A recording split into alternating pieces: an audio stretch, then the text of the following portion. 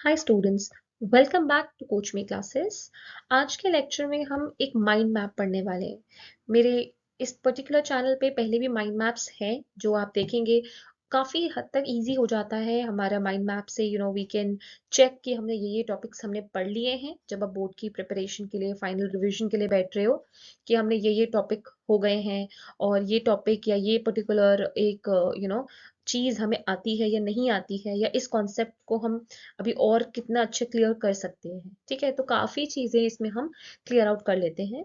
So now quickly starting with it, this is chapter 8 of your NCERT class 12, microbes in human welfare. ठीक है, देखो सबसे easy तरीके से अगर मैं बताऊं, इस चैप्टर को 6 पार्ट्स में बांट लो। माइक्रोब्स हाउस होल्ड प्रोडक्ट्स में कैसे यूज हो रहे हैं, microbes in the industrial products, microbes in sewage treatment as a fertiliser, or I would say biofertilizer, as biocontrol agents and in the production of biogas। ठीक है, इन 6 parameters पे हम इस चैप्टर को डिस्कस करने वाले हैं। अब आप ये देखो कि starting with microbes in the house hold products. ठीक है, कि हाउस होल्ड प्रोडक्ट्स में माइक्रोब्स कैसे यूज होते हैं। वेरी बेसिक, आप दही खाते हो, आप ब्रेड खाते हो, डोसा, चीज, इन सब में हमारे माइक्रोब्स का इन्वॉल्वमेंट है। Starting with quickly curd. Curd आप लोगों ने पहले भी पढ़ा होगा, आपने देखा होगा आपकी मदर घर में वार्म करती है मिल्क को, एंड देन उसमें 1 स्पून कर्ड डालती हैं। तो वो जो 1 स्पून कर्ड है, it acts like an inoculum और अ स्टार्टर। ठीक है, ये क्या करता है, उस एक चम्मच के अंदर बहुत सारे लैब है, लैब यानी लैक्टिक एसिड बैक्टीरियाज हैं या लैक्टोबैसिलस हैं, जो कि सूटेबल टेम्परेचर पे आते ही मल्टीप्लाई करके मिल्क को कर्ड में बदलेंगे। कैसे बदलेंगे, वो मिल्क के प्रोटीन जिसका नाम क्या होता है, do you know? Okay, it's केजीन। So milk के प्रोटीन को क्या करेंगे, ये डाइजेस्ट कर देंगे पार्शियली, और फिर कोएगुलेशन कर लेंगे, जिसकी वजह से दूध हमारा दही में बदल जाएगा। आपको ये फिनोमिना पता होना चाहिए। ठीक है, देन क्या हो रहा है, कर्ड आपकी बन गई। ठीक है, ये प्रोसेस हुआ जिसके थ्रू आपने माइक्रोब्स के थ्रू कर्ड बना ली। ओके, अब इस लैब जो है यानी जो लैक्टिक एसिड बैक्टीरिया है, इसके फायदे क्या है, ये आपका विटामिन B12 का अमाउंट इंक्रीज कर देती है, जिसकी वजह से दूध की क्वालिटी बढ़ जाती है। ठीक है, उसके बाद आप देखो डो। डो के केस में क्या होता है, आपका जब बैक्टीरिया फर्मेंटेशन करता है उसकी मदद से डो बनता है। ठीक है, आपकी ब्रेड जो होती है उसके लिए हम एक कॉमन अगर मैं यूज करूँ वर्ड, तो बेकर्स ईस्ट, और साइंटिफिक बात करें तो सैक्रोमाइसिस सेरेविसी ये यूज होता है। ठीक है, ये क्या करेगा, फर्मेंटेशन का प्रोसेस कर देगा आपके डो के अंदर, जिसकी वजह से उसमें एक पफी अपीयरेंस आएगी। अब वो जो पफी अपीयरेंस है वो किसकी वजह से है, due to the production of और द रिलीज ऑफ CO2। ठीक है, इसी बेसिस पे इडली डोसा ब्रेड ये चीजें बनती है। टॉडी सर्दर्न इंडिया की एक ट्रेडिशनल ड्रिंक है, जो कि पाम ट्रीज के जो सैप होता है उस पे जब फर्मेंटेशन होती है बैक्टीरिया के थ्रू, उससे बनती है। चीज की बात करें, चीज जब मिल्क का पार्शियल डिग्रेडेशन कर देते हैं हम माइक्रोब्स के थ्रू, तो उससे चीज बनती है। दो तरह की चीज है, एक तो वो टॉम एंड जेरी वाली बिग बिग होल्स वाली चीज, वो बनती है हमारी किसकी वजह से, uh bacteria which is known as propionibacterium shermanii. ठीक है, तो इसकी मदद से आपका ये बनेगी, और इसके बड़े बड़े होल्स जो होते हैं वो हमारे CO2 की ज्यादा प्रोडक्शन की वजह से होते हैं। दूसरी चीज है हमारी रॉकफोर्ड चीज। रॉकफोर्ड चीज जब हमारी बनती है, जब हम राइपनिंग किसकी मदद से करा रहे हैं, एक फंजाई की मदद से, जिसका नाम है पेनिसिलियम रॉकफोर्टी। ठीक है, एक पर्टिकुलर फ्लेवर होता है इस पर्टिकुलर फंजाई की वजह से। ठीक है, काफी डिटेल में मैंने आपको हाउस होल्ड बता दिए। अब पेपर में अगर आता है डायरेक्ट क्वेश्चन आए तो भी आप लिख सकते हैं, इन चारों में से भी कोई उठकर आए तो भी आप लिख सकते हो। इंडस्ट्रियल की बात करूं तो जो फर्मेंटेड बेवरेजेस आपकी बनती है ना, आपकी अल्कोहल वाइन विस्की ये सब जो बन रही है आपकी, वो लार्ज स्केल पे इनकी प्रोडक्शन होती है। देखो, बेवरेज जो है वो आपकी किससे बनती है, ये तो आपने सुना है ना, सीरियल्स को या फ्रूट जूसेस को जब हम फर्मेंट कराते हैं, किसकी मदद से फर्मेंटेशन होगा, सैकेरोमाइसिस सेरेविसे, या फिर इसको ब्रूअर्स ईस्ट भी कहते हैं। वो क्या कराएगा, इस फल के जूस को या सीरियल्स के जूस को, जैसे सुना होगा चावल से बन रहा है ना, आलू से बन रही है ड्रिंक, तो इन चीजों को फर्मेंट करा के इथेनॉल प्रोडक्शन कराएगा। अलग अलग तरह के अल्कोहल डिपेंड करता है कि आपने क्या मटेरियल और कैसी प्रोसेसिंग दी है। वाइन और बियर ये दोनों बिना डिस्टिलेशन के बनती हैं, और विस्की ब्रांडी रम ये डिस्टिलेशन के साथ बनती हैं। एमसीक्यू क्वेश्चंस के लिए ये चीजें इंपॉर्टेंट होती हैं, ठीक है। दूसरी चीज है आपकी एंटीबायोटिक्स। जब आप एंटीबायोटिक्स पढ़ोगे वो क्या होती हैं, वो केमिकल सब्सटेंस जो कि माइक्रोब के द्वारा बनते हैं, जो किल और रिटार्ड कर सकते हैं डिसीज कॉजिंग ऑर्गेनिज्म की ग्रोथ को, ठीक है। सबसे पहला एंटीबायोटिक जो बना था वो अलेक्जेंडर फ्लेमिंग ने डिस्कवर किया था, उसका नाम था पेनिसिलिन, ठीक है। एंड देन आपको ये पता होना चाहिए और भी आगे बहुत सारे एंटीबायोटिक्स जो है वो आपके बने हैं, जो कि वर्ल्ड वॉर 2 में यूज हुए थे ट्रीट करने के लिए सोल्जर्स को। अब यहाँ पे मैंने आपको दो ऐसे पार्ट्स दिए हैं, एक तो आप ये देखो, एक आप ये देखो। ये कुछ इंपॉर्टेंट नाम है जो एमसीक्यूज में आ सकते हैं, तो आपको पता होने चाहिए। पहले मैंने आपको कुछ एंजाइम के नाम दिया है, लाइपेज। लाइपेज का काम क्या होता है, डिटर्जेंट फॉर्मुलेशन में काम आता है, ऑयली स्टेन्स जो होते हैं ना, तेल के दाग वो कपड़ों से हटाने में। पेक्टिनेस प्रोटीएज, ये किस काम आते हैं, जो आपके बॉटल में जूसेस आते हैं ना, उनमें आपको दिखता होगा एकदम क्लियर जूस है, तो जो क्लैरिफाई करते हैं बॉटल जूस को वो ये करते हैं, पेक्टिनेस प्रोटीएज। फिर आपका स्ट्रेप्टोकाइनेस। स्ट्रेप्टोकाइनेस आपका किससे मिल रहा है हमको, प्रोड्यूस बाय स्ट्रेप्टोकोकस, ठीक है। स्ट्रेप्टोकोकस से निकलता है, उसको आगे जेनेटिक मॉडिफिकेशन से हम स्ट्रेप्टोकाइनेस ले लेते हैं। जिन लोगों की आपके कुछ भी ऐसा ना, जिनको कोई डिसीज की वजह से उनके वेसल्स में ब्लॉकेज वगैरह आ गई है, उनके वेसल्स में जो क्लॉट्स बन रहे हैं उसको बर्स्ट करना, क्लॉट्स को हटाने के काम आता है ये। फिर कुछ बायोएक्टिव मॉलिक्यूल्स होते हैं जैसे साइक्लोस्पोरिन ए, ये किस काम आता है, जो लोग का ऑर्गन ट्रांसप्लांट होता है उनको इम्यूनो सप्रेसिव एजेंट की तरह उनके अंदर काम करेगा।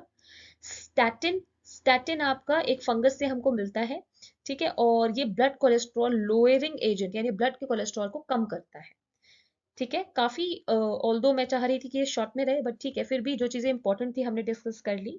इसके अलावा कुछ ऑर्गेनिक एसिड्स और उनके अंदर जो माइक्रोब्स हैं, जैसे फॉर एग्जांपल सिट्रिक एसिड, उसमें कौन सा माइक्रोब आपका है, एस्परजिलस नाइगर या फिर नाइजर, ठीक है।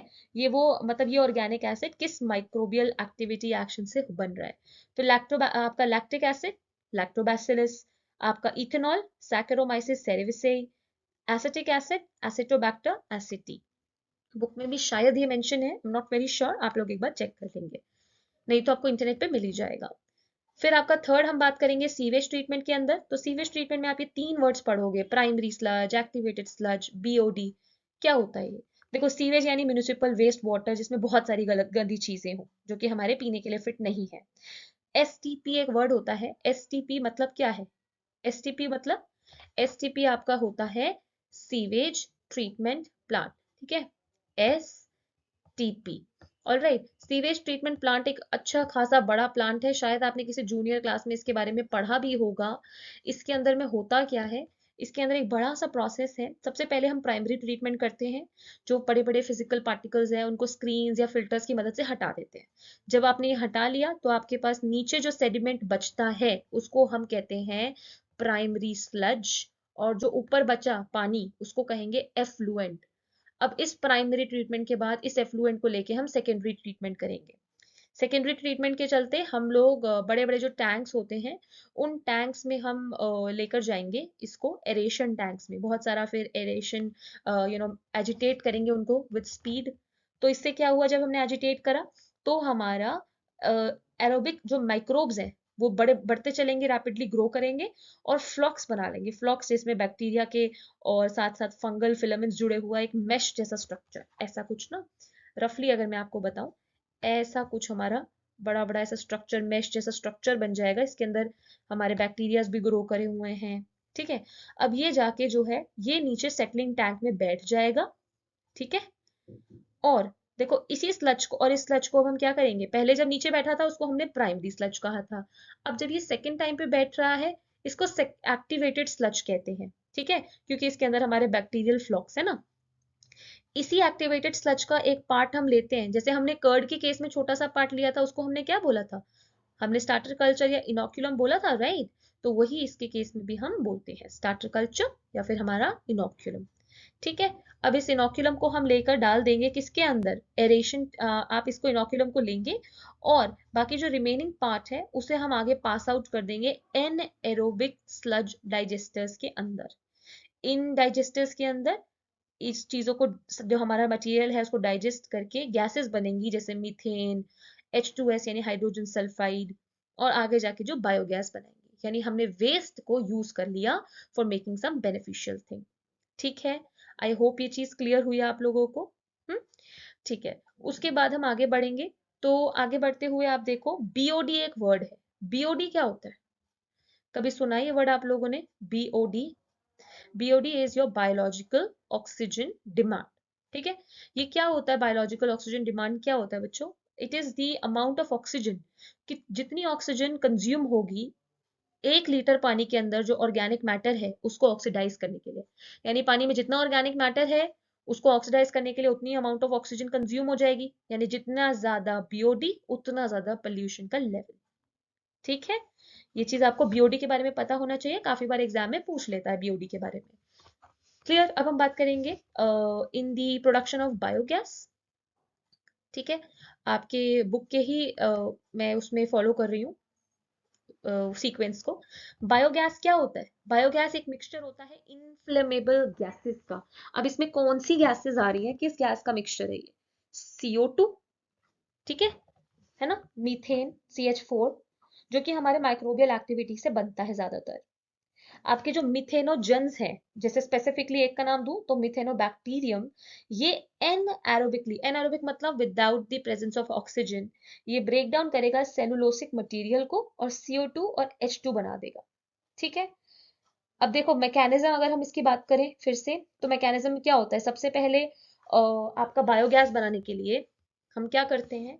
हम एक टैंक होता है, उस टैंक में बहुत सारा कैटल का डंग इकट्ठा कर लेते हैं। ये जो टैंक है ये बहुत कंक्रीट का बना होता है, जमीन के अंदर तक होता है, इसमें सारा वेस्ट आपने डाल दिया। अब इस टैंक का फ्लोटिंग कवर है, क्योंकि गैस आएगी ना, बहुत सारी गैस प्रोड्यूस होगी। अब क्या होगा? जो मिथेनोबैक्टीरिया है वो उस डंग पे एक्ट करेगा और गैस बनाएगा। ठीक है, डाइजेस्ट करेगा ना उसको, ऑर्गेनिक वेस्ट को, गैस बनेगी, और ये गैस आउटलेट्स होते हैं उसके थ्रू आस पास के जो गांव वगैरह है वहां चली जाएगी, उनको गैस मिल जाएगी। और जो बचा हुआ है नीचे स्लरी, वो आपकी फर्टिलाइजर की तरह काम आ सकती है। तो पूरा जो वेस्ट था उसको हमने यूज कर लिया। ठीक है, next is microbes as a bio control agent. Bio control मतलब क्या होता है बच्चों? कंट्रोलिंग द प्लांट डिसीज और the pest using biological method.